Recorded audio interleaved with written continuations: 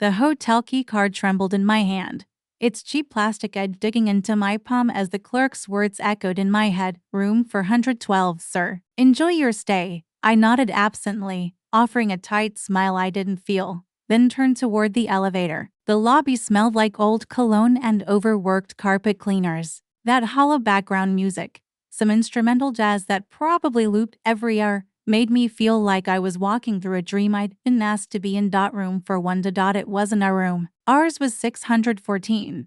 We'd stayed there once on our anniversary, years ago, when Lena had surprised me with a night away. I remembered the soft pillows, the view of the city lights, the way she'd laughed in that deep and guarded way after the wine kicked in. But this wasn't nostalgia. This was suspicion. Lena was supposed to be in Chicago. Business conference. 2 nights. She kissed me goodbye at the airport yesterday morning. Suitcase rolling behind her, blazer pressed, hair perfect. She said she'd call that night. She didn't. Texted once around 11 p.m. Long day, early meetings. Love you. And maybe I could have lived with that. The silence, the distance, if not for the damn calendar notification. Her tablet was synced to our cloud. We'd never thought much about it. I was checking something else when I saw it.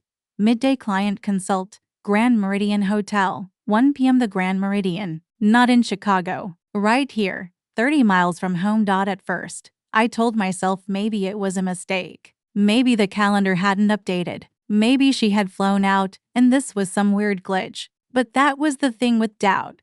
Once it gets in, it grows teeth. It gnaws through logic. Then pride. Then trust. So I drove. Not because I wanted to catch her. Not because I had proof. But because my gut wouldn't let it go. Now here I was, standing in the lobby, holding a key card I asked for under her name. No ID check. No questions. Just typed Lena Hawthorne into his screen and handed it over like I was expected. My stomach twisted. This wasn't me. I wasn't the paranoid husband. I wasn't the guy creeping into hotels and imagining the worst. But I also wasn't naive. Lena had been distant lately, distracted, her kisses shorter, her eyes elsewhere during dinner. I chalked it up to work stress. Everyone's tired, right? Still, something had shifted quietly, like a cold draft you only notice when the heat shuts off. I stared at the glowing elevator numbers. My hands were clammy. Maybe I'd go up there and find the room empty. Maybe she was here for a last-minute change of plans. Maybe she was meeting a client and just hadn't told me to avoid stress. But if that were true, why did it feel like my lungs were collapsing? I took a deep breath, stepped into the elevator, and pressed the button for the 4th floor. I needed to know, not because I wanted to, because I couldn't live not knowing. The elevator doors sealed with a soft hiss, and suddenly I was alone with myself, or at least the version of me I'd become since pressing that button. Mirrored walls reflected a man I barely recognized. Eyes bloodshot, shirt wrinkled, and shaven jaw like I hadn't cared how I looked when I left the house. Maybe I hadn't, maybe part of me already knew what I'd find. I leaned against the railing, eyes locked on my own reflection. What was I hoping for? That I'd knock. No one would answer. And I could go home feeling foolish but relieved that Lena would open the door, surprised, maybe even happy to see me. Or, worse, that she wouldn't be alone. My throat tightened. I stared at the floor number ticking up. 2, 3. There had to be an explanation. Maybe her flight got canceled. Maybe the meeting was rescheduled nearby. Maybe she just forgot to update me. But if that were true, why hadn't she said anything? No call, no hey babe, change of plans.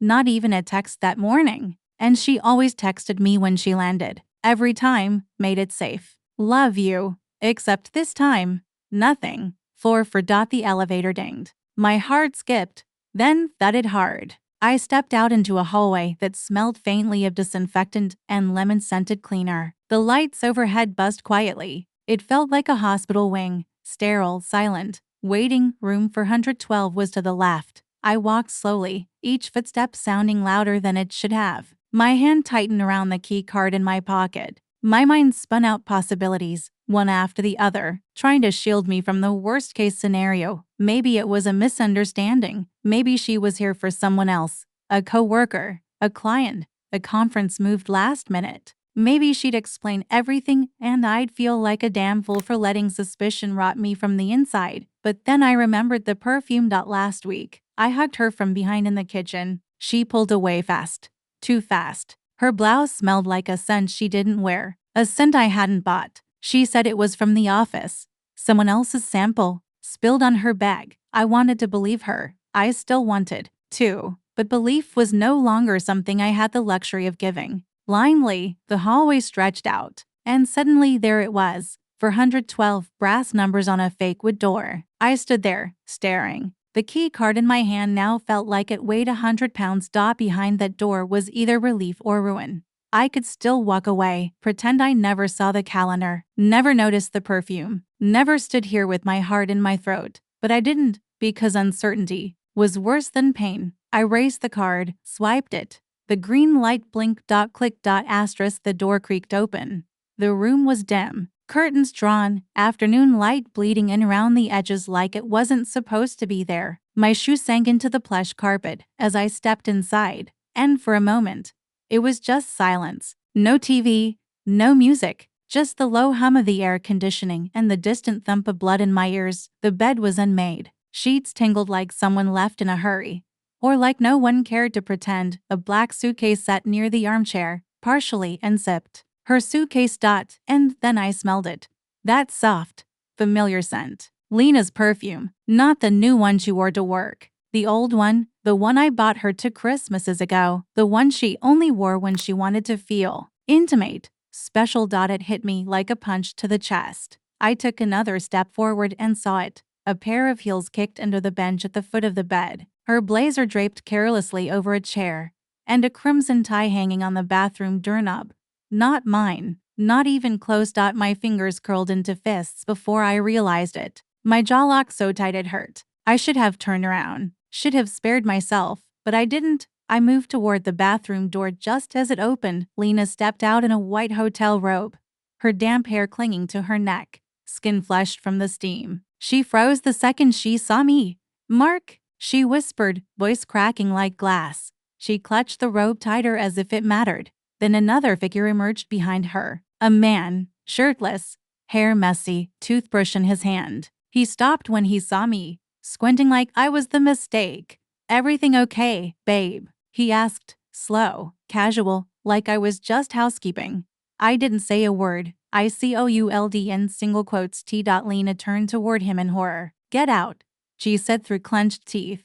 Now, he glanced between us, shrugged, and disappeared back into the bathroom. The door closed. Lena stood there, robe clinging to her like a lie thin to hide in. "Mark."